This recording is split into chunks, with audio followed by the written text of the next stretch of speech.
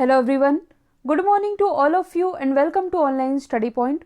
दोस्तों, आज है 13 नवंबर और आज के इस वीडियो में हम 13 नवंबर से रिलेटेड करंट अफेयर के सभी इंपॉर्टेंट क्वेश्चन को कवर करेंगे।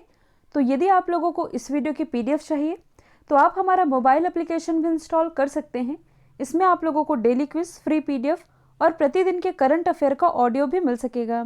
जनवरी से लेकर के अक्टूबर तक की जो वन लाइनर करंट अफेयर की पीडीएफ है, जिसमें कि जनवरी से अक्टूबर तक के 600 वन लाइनर करंट अफेयर ये कवर कराए गए हैं। इसकी लिंक डिस्क्रिप्शन बॉक्स में दी हुई है। साथ ही अक्टूबर मंथ के जो करंट अफेयर है, जिसमें कि सभी current affair topic wise cover कराए गए हैं, इन दोनों ही पीडीएफ की लिंक डिस्क्रिप्शन बॉक्स में दी हुई है।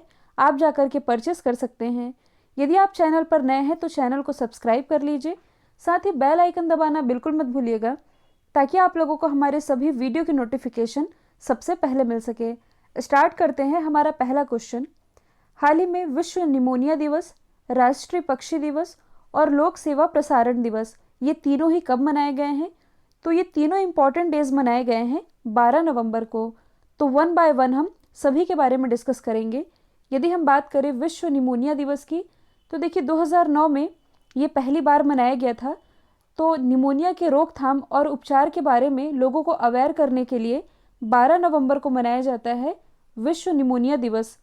यदि हम बात करें राष्ट्रीय पक्षी दिवस की, यानी कि नेशनल बर्ड डे की, तो जो हमारे पक्षी वैज्ञानिक थे सलीम अली जी, इनके जन्म दिवस को हम मनाते हैं राष्ट्रीय पक्षी दिवस के रूप में। जबकि यदि हम बात करें लोक सेवा प्रसारण दिवस की, यानी कि पब्लिक सर्विस ब्रॉडकास्टिंग डे की, तो देखिए जो हमारे राष्ट्रपिता है महात्मा गांधी जी, ये इसी दिन यानी कि 12 नवंबर 1947 को ऑल इंडिया रेडियो दिल्ली के स्टूडियो में पहली और आखिरी बार गए थे। और इनकी ये जो पहली और आखिरी विजिट रही थी, ये रही थी 12 नवंबर को। इसलिए 12 नवंबर को मनाया जाता है लोक सेवा प्रसारण दिवस। यदि हम बाकी ऑप्शन को डिस्कस करें तो 9 नवंबर को मनाया गया है लीगल सर्विस डे। 10 नवंबर को मनाया गया है शांति और विकास के लिए अंतर्राष्ट्रीय विज्ञान दिवस। 11 नवंबर को मनाया गया है नेशनल एजुकेशन डे, जबकि इंटरनेशनल एजुकेशन डे ये मनाया जाता है 24 जनवरी को। हाल ही में दुनिया के सबसे लंबे समय तक प्राइम मिनिस्टर रहने वाले किस व्यक्ति का निधन हो गया? तो ये निधन हुआ है खलीफा बिन सलमान अल खलीफा का। ये किस देश के प्राइम मिनिस्टर थे? बहरीन के। तो देखिए ये ना केवल बहरीन के सबसे लंबे समय तक सेवा करने वाले प्राइम मिनिस्टर थे, बल्कि दुनिया के सबसे लंबे समय तक सेवा करने वाले प्राइम मिनिस्टर थे। 1971 के बाद से इन्होंने प्राइम मिनिस्टर का पद संभाला था और अभी हाल ही में इनका 84 वर्ष की आयु में निधन हो चुका है।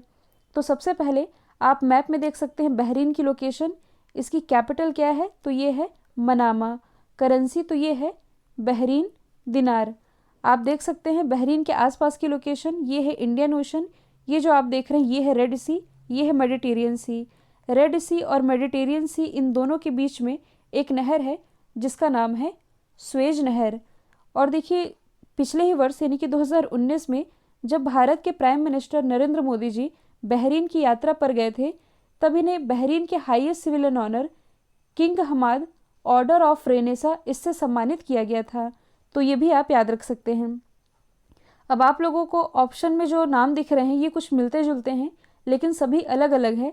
जैसे कि अभी हाल ही में बहरीन के सबसे लंबे समय तक प्राइम मिनिस्टर रहने वाले व्यक्ति खलीफा बिन सलमान अल खलीफा का निधन हुआ। खलीफा बिन जयाद अल निहान, तो ये हैं यूएई के प्रेसिडेंट। यदि हम बात करें ज़बर अल अहमद अल सबा की, तो ये कौन है?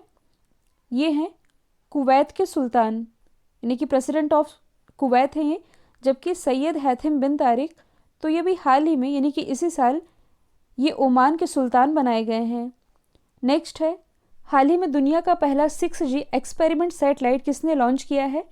तो ये जो दुनिया का पहला 6G एक्सपेरिमेंट सैटेलाइट है, ये भी हाल ही में लॉन्च किया गया है चाइना के द्वारा। और माना ये जा रहा है कि ये 5G की तुलना में 100 गुना तेज होगा। और जो चाइना है ये 5G नेटवर्क तो पहले से ही लॉन्च कर चुका है। अब देखिए इसमें आप कंफ्यूज नहीं होइएगा, क्योंकि 5G नेटवर्क लॉन्च करने वाला विश्व का पहला देश ये तो साउथ कोरिया है। हालांकि साउथ कोरिया के बाद चाइना ने भी 5G नेटवर्क लॉन्च किया था।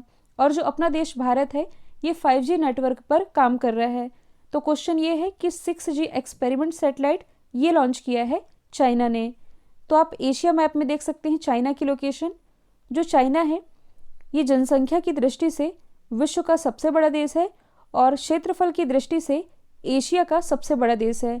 अब आप कहेंगे कि क्षेत्रफल की दृष्टि से रशिया एशिया का सबसे बड़ा देश है, तो ऐसा नहीं है, क्योंकि देखिए जो रशिया है, रशिया का कुछ हिस्सा एशिया महाद्वीप में स्थित है जिसे कहा जाता है साइबेरिया, और रसिया की जो कैपिटल है मॉस्को ये स्थित है यूरोप महाद्वीप में।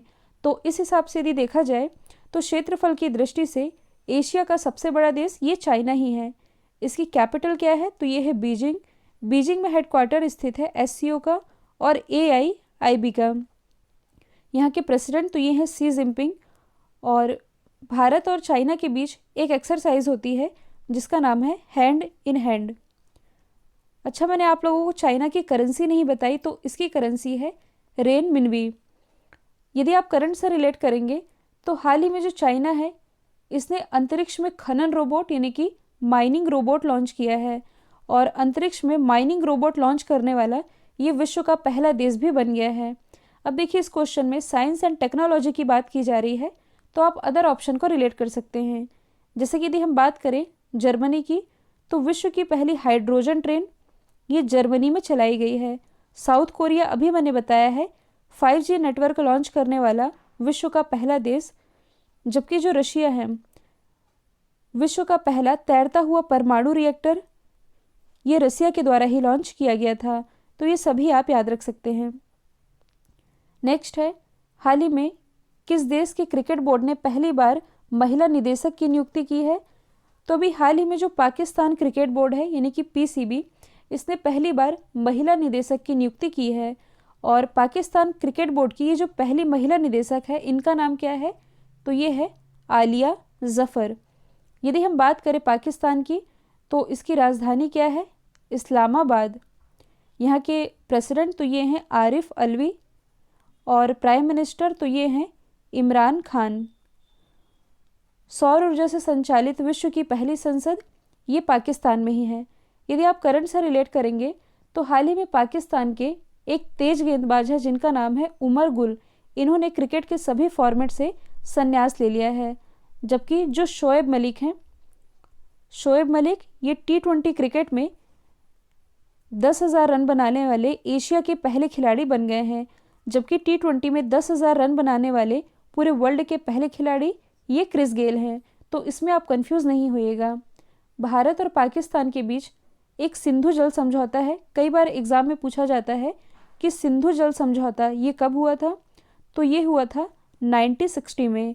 और ये जो सिंधु जल समझौता था इसके अंतर्गत जो 3 पूर्वी नदियां हैं, पूर्वी नदियां कौन कौन सी हैं, रावी, व्यास और सतलज। तो इन 3 पूर्वी नदियों का कंट्रोल दिया गया अपने देश भारत को।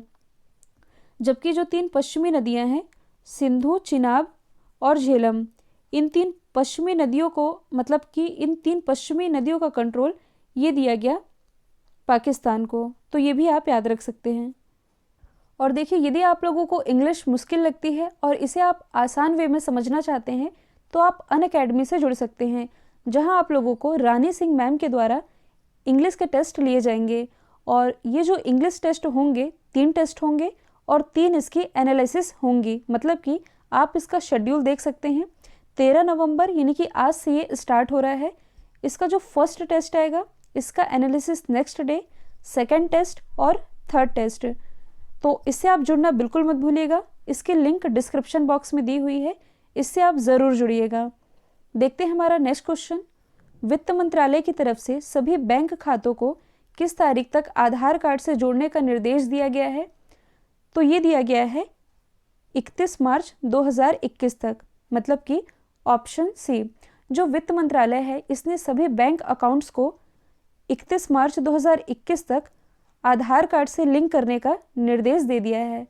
तो यदि हम बात करें वित्त मंत्रालय की, तो प्रेजेंट टाइम में हमारी वित्त मंत्री कौन है, निर्मला सीतारमण जी। और जो निर्मला सीतारमण जी हैं ये कर्नाटक से राज्यसभा सांसद हैं और अभी हाल ही में फोर्ब्स के द्वारा विश्व की सबसे शक्तिशाली महिलाओं की लिस्ट जारी की गई थी, जिसमें जो निर्मला सीतारमण जी हैं ये हैं 34वें स्थान पर। ओवरऑल वर्ल्ड में ये टॉप पर हैं जर्मनी की चांसलर एंजेला मर्केल। यहाँ जो टर्म लिखा हुआ है आधार, आप सभी जानते हैं ये भारत सरकार द्वारा भारतीय नागरिकों को जारी किया जाने वाला एक पहचान पत्र है और इसी आधार कार्ड से अपने बैंक अकाउंट्स को लिंक करना होगा 31 मार्च 2021 तक। हाल ही में जारी किए गए BMI यानी कि बॉडी मास इंडेक्स में कौन सा देश टॉप पर रहा है? तो बॉडी मास इंडेक्स इसमें टॉप पर रहा है नीदरलैंड, जबकि अपने देश भारत की रैंकिंग रही है 196। तो टॉप कंट्री इंपॉर्टेंट है और इंडिया की रैंकिंग इंपॉर्टेंट है। अब यहाँ एक टर्म लिखा हुआ है बॉडी मास इंडेक्स, ये है क्या? तो इसके बारे में मैं आप लोगों को एक सरल भाषा में समझा देती हूँ। जैसे कि हम सड़क यानी कि रोड की लंबाई किस में मापते हैं? किलोमीटर में। पानी या लिक्विड ये हम मापते हैं लीटर में। और जैसे हम कपड़े मापते हैं तो ये किस में मापा जाता है? मीटर में। सेम उसी तरह से आपकी बॉडी कितनी फिट है, कितनी फिट है मतलब कि कितनी स्वस्थ है, इसे मापा जाता है बॉडी मास इंडेक्स में। अब इसे मापते कैसे हैं, मतलब कि इसे कैसे कैलकुलेट किया जाता है, तो इसे मैं आप लोगों को एक एग्जाम्पल दे करके समझा देती हूँ। आपकी बॉडी का जो भी वज़न होगा इसे किलोग्राम में एक बार लिखा जाएगा ऊपर में, और आपकी जो भी हाइट है इसे मीटर में। ध्यान दीजिए, हाइट को मीटर में लिखना है और इसे 2 बार नीचे लिखा जाएगा। फॉर एग्जाम्पल मेरी बॉडी का वेट है 52 किलोग्राम और मेरी हाइट मीटर में है 1.6। तो एक बार हमने वज़न लिख लिया और हाइट को 2 बार लिखना है, मतलब कि 1.6 और 1.6 मीटर। इसे अब हम कैलकुलेट कर लेते हैं। तो 52 और नीचे कितना आएगा? 2.56 मीटर। इसे हम डिवाइड करेंगे तो कितना आएगा? 20.31। तो आप कह सकते हैं 20.31 ये है मेरा बॉडी मास। और देखिए ये जो सारी क्लासिफिकेशन है ये WHO के द्वारा जारी की जाती है। इसे अब आप समझिएगा, जो बॉडी मास इंडेक्स है, मतलब कि यदि आपका बॉडी मास इंडेक्स 16 से कम है तब आप कुपोषण का शिकार हैं, मतलब कि आप कुपोषित हैं। यदि आपका बॉडी मास 16 से 18 के बीच है तब आप अंडरवेट हैं, मतलब कि आपका वज़न कम है। यदि आपका बॉडी मास 18 से 25 के बीच है तब आप नॉर्मल हैं। जैसे कि अभी मेरा बॉडी वेट कितना बताया मैंने? 20.31, मतलब कि नॉर्मल है। और यदि इससे अधिक 25 से 29 के बीच होता है तब आप ओवरवेट हैं, मतलब कि आप में मोटापा है। तो कुछ इस तरह निकाला जाता है बॉडी मास। और देखिए इन सभी में सबसे बेस्ट होता है 18 से 25 के बीच का बॉडी मास, जिसमें व्यक्ति नॉर्मल होता है। तो यही है बॉडी मास इंडेक्स, जिसे टॉप किया है नीदरलैंड ने। तो आप मैप में देख सकते हैं नीदरलैंड की लोकेशन, ये स्थित है यूरोप महाद्वीप में। इसे आप जूम करके भी देख सकते हैं। नीदरलैंड की यदि हम बात करें तो कैपिटल है एम्स्टर्डम, करेंसी है यूरो। आसपास की यदि आप लोकेशन देखेंगे तो ऊपर में है नॉर्थ सी यानी कि उत्तरी सागर, ये है फ्रांस, ये है UK। इन दोनों के ही बीच में एक स्ट्रेट है जिसका नाम है डोवर स्ट्रेट। अब यहाँ हम इंडेक्स टॉप किए जाने की बात कर ही रहे हैं तो आप अदर ऑप्शन को रिलेट कर सकते हैं। जैसे कि जो चाइना है ये डिप्लोमेसी इंडेक्स में टॉप पर रहा है। डिप्लोमेसी इंडेक्स में इंडिया की रैंकिंग रही है 12वीं। यदि हम बात करें डेनमार्क की तो डेनमार्क ये करप्शन इंडेक्स में टॉप पर रहा है, जबकि इंडिया की रैंकिंग रही है 80। यदि हम बात करें बेलारूस की तो हाल ही में जो ग्लोबल हंगर इंडेक्स जारी किया गया इसे टॉप किया था बेलारूस ने, जबकि अपने देश भारत की रैंकिंग रही है 94। हाल ही में भारत सरकार ने केसर उत्पादन को किस उत्तर पूर्व क्षेत्र तक बढ़ाया है? तो देखिए अभी तक केसर का उत्पादन जम्मू कश्मीर के कुछ सीमित क्षेत्रों तक ही होता था। इसके अलावा केसर देश के अन्य हिस्सों में नहीं उगाया जाता था, क्योंकि सरकार ने इसका इलाका काफ़ी लिमिटेड कर रखा था। लेकिन अब सरकार ने केसर उत्पादन का क्षेत्र नॉर्थ ईस्ट रीजन तक बढ़ाया है, मतलब कि अब सिक्किम में भी केसर का उत्पादन किया जाएगा। और यदि देखा जाए तो जम्मू कश्मीर, जो कि एक UT है, जम्मू कश्मीर के अलावा ये भारत का ऐसा दूसरा राज्य होगा जहां सैफरन प्रोडक्शन किया जाएगा। तो आप मैप में देख सकते हैं सिक्किम की लोकेशन। इसकी राजधानी क्या है? तो ये है गंगटोक। यहाँ के मुख्यमंत्री कौन है? तो ये हैं प्रेम सिंह तमांग, जबकि यहाँ के राज्यपाल ये हैं गंगा प्रसाद। सिक्किम से रिलेटेड एक फैक्ट आप याद रखेंगे, जैविक खेती लागू करने वाला भारत का पहला राज्य ये सिक्किम ही है। और यदि आप करंट से रिलेट करेंगे तो हाल ही में सिक्किम के नामची में एक स्टेडियम बनाया जाएगा जो कि बाईचुंग भूटिया के नाम पर होगा। बाईचुंग भूटिया ये कौन है? तो एक प्रसिद्ध फुटबॉलर हैं और ये भारत का ऐसा पहला स्टेडियम होगा जो कि किसी फुटबॉलर के नाम पर होगा। तो ये भी आप याद रख सकते हैं। हाल ही में किस देश के राष्ट्रपति ने महात्मा गांधी जी पर विशेष संकलन जारी किया है? तो ये भी हाल ही में जारी किया गया है नेपाल के द्वारा। देखिए, महात्मा गांधी जी की अभी हाल ही में 151वीं जयंती मनाई गई है और इसे ही चिन्हित करने के लिए जो नेपाल है इसने एक विशेष संकलन जारी किया है जिसमें गांधी जी की इमेज लगाई गई है और इसका टाइटल है the Gandhi S I understood, यानी कि गांधी के बारे में मेरी समझ। इसी टाइटल से इस संकलन को जारी किया है नेपाल के प्रेसिडेंट ने। आप मैप में देख सकते हैं नेपाल की लोकेशन। इसकी राजधानी है काठमांडू और काठमांडू में ही हेडक्वार्टर स्थित है सार्क का। यहाँ की जो प्रेसिडेंट है ये है विद्या देवी भंडारी, जबकि प्राइम मिनिस्टर ये हैं केपी शर्मा ओली। भारत और नेपाल के बीच एक एक्सरसाइज होती है जिसका नाम है सूर्य किरण। यदि आप करंट से रिलेट करेंगे तो हाल ही में जो हमारे थल सेना अध्यक्ष हैं मनोज मुकुंद नरवणे, इन्हें नेपाल के द्वारा आर्मी ऑफ नेपाल की मानद उपाधि से सम्मानित किया गया है। देखिए, नेपाल में स्थित है पशुपतिनाथ मंदिर, कई बार एग्जाम में पूछा भी जाता है। तो ये नेपाल में ही स्थित है और जो नेपाल है इसे एशिया का अमेज़न भी कहा जाता है। अच्छा, नेपाल का नेशनल एनिमल कौन सा है? तो ये है काऊ, यानी कि गाय।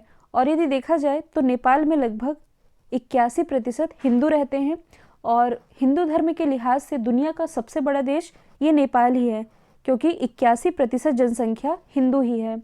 और यहाँ महात्मा गांधी जी की जयंती की बात की ही जा रही है, तो अभी हाल ही में मतलब कि 2 अक्टूबर 2020 को जब महात्मा गांधी जी की 151वीं जयंती मनाई गई, तब इंडियन गवर्नमेंट के द्वारा नेपाल को 40 एम्बुलेंस दान की गई हैं। नेक्स्ट है, हाल ही में ITTF यानी कि इंटरनेशनल टेबल टेनिस फेडरेशन महिला विश्व कप का खिताब किसने जीता है? तो ये भी हाल ही में जीत लिया है। टेबल टेनिस में दुनिया की नंबर 1 खिलाड़ी चेन मेंग ने, जो कि बिलोंग करती हैं चाइना से। और इन्होंने हराया किसे है? तो जो चेन मेंग है इन्होंने हराया है सुन यिंगसा को, और सुन यिंगसा को हरा करके इन्होंने अपना पहला ITTF महिला विश्व कप का खिताब अपने नाम कर लिया है। यदि हम बात करें इंटरनेशनल टेबल टेनिस फेडरेशन की, तो इसकी स्थापना हुई थी 1926 में। हेडक्वार्टर स्थित है लॉजन स्विट्जरलैंड में और इसके जो अध्यक्ष हैं ये है थॉमस विकार्ट। अब देखिए, अभी मैंने बताया है कि टेबल टेनिस में दुनिया की नंबर 1 खिलाड़ी ये है चाइना की चेंग मेंग, दूसरे स्थान पर हैं जापान की मीमा इतो, तीसरे स्थान पर है चाइना की सुन यिंगशा और चौथे स्थान पर है चाइना की ही लिu शिवेन। तो ये है फर्स्ट, सेकंड, थर्ड और फोर्थ रैंकिंग। नेक्स्ट है, हाल ही में किस केंद्रीय मंत्री ने DRDO भवन में ASAT यानी कि एंटी सैटेलाइट मिसाइल के मॉडल का अनावरण किया है? तो इसका अनावरण अभी हाल ही में किया गया है रक्षा मंत्री राजनाथ सिंह जी के द्वारा। तो यहाँ से आप एक फैक्ट याद रखेंगे, जो मिशन शक्ति है, मिशन शक्ति जो कि देश का पहला ASAT यानी कि एंटी सैटेलाइट मिसाइल था, जो कि मार्च 2019 में ओडिशा के APJ अब्दुल कलाम द्वीप से लॉन्च किया गया था।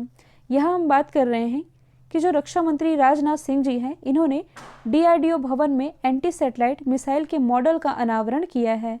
यदि हम बात करें डिफेंस रिसर्च डेवलपमेंट ऑर्गेनाइजेशन की, स्थापना हुई थी 1958 में, हेडक्वार्टर स्थित है नई दिल्ली में। इसके अध्यक्ष हैं जी सतीश रेड्डी जी, जिनका भी हाल ही में कार्यकाल भी बढ़ाया गया है। DRDO का मोटो तो ये है बलस्य मूलम विज्ञानम, जो कि संस्कृत में है। अच्छा, यहाँ बात की जा रही है राजनाथ सिंह जी की, तो एक करंट का क्वेश्चन है जो कि आप रिलेट कर सकते हैं। जो BRO है यानी कि बॉर्डर रोड ऑर्गेनाइजेशन, या इसे आप कह सकते हैं सीमा सड़क संगठन, इसके द्वारा हाल ही में निर्मित 44 पुलों का एक साथ उद्घाटन ये राजनाथ सिंह जी के ही द्वारा वीडियो कॉन्फ्रेंसिंग के माध्यम से किया गया था। और बॉर्डर रोड ऑर्गेनाइजेशन के द्वारा एक साल में 44 पुलों को निर्माण करने का एक नया रिकॉर्ड भी बनाया गया, जिसके बारे में मैंने आप लोगों को बताया भी था। नेक्स्ट है, हाल ही में भारतीय मूल के किस डॉक्टर को जो बिडेन, जो कि अमेरिका के 46वें राष्ट्रपति हैं, जो बिडेन द्वारा गठित कोविड-19 पर 12 सदस्यीय टास्क फोर्स के सह अध्यक्ष के रूप में नामित किया गया है? तो देखिए हाल ही में जो अमेरिका के नए प्रेसिडेंट बने हैं जो बिडेन, इनके द्वारा कोरोना टास्क फोर्स के लिए 12 सदस्यों की एक टीम गठित की गई है और इस 12 सदस्यों की टीम में जो भारतीय मूल के विवेक मूर्ति हैं इन्हें सह अध्यक्ष के रूप में नामित किया गया है। जबकि कुछ समय पहले मैंने आप लोगों को बताया था कि जब डोनाल्ड ट्रंप अमेरिका के प्रेसिडेंट थे तो डोनाल्ड ट्रंप के व्हाइट हाउस के द्वारा, मतलब कि white house corona task force में ये शामिल की गई थी भारतीय मूल की सीमा वर्मा, और अब जो बिडेन के द्वारा ये जो टास्क फोर्स गठित की गई है इसमें शामिल किया गया है विवेक मूर्ति को। अच्छा, कमला हैरिस कौन है? तो ये भी हाल ही में अमेरिका की वाइस प्रेसिडेंट बनी है, ये भारतीय मूल की हैं। यदि हम बात करें डॉक्टर हर्षवर्धन की, तो ये प्रेजेंट टाइम में हमारे केंद्रीय स्वास्थ्य मंत्री हैं, जो कि भी हाल ही में WHO यानी कि वर्ल्ड हेल्थ ऑर्गेनाइजेशन के कार्यकारी समिति के अध्यक्ष बन गए हैं। कल मैंने आप लोगों से पूछा था MCC फाउंडेशन के संरक्षक कौन बने हैं? राइट आंसर था माइकल होल्डिंग। अब आप लोगों के लिए आज का सवाल है, इम्पैक्स में कौन सा राज्य टॉप पर रहा है? तो इसका जो भी आंसर है कमेंट बॉक्स में बताइएगा। वीडियो यदि पसंद आया है तो लाइक कर दिया करिए, एटलीस्ट एक स्टडी रिलेटेड ग्रुप में शेयर भी करना बिल्कुल मत भूलिएगा। तो आज के लिए इतना ही। Thank you so much.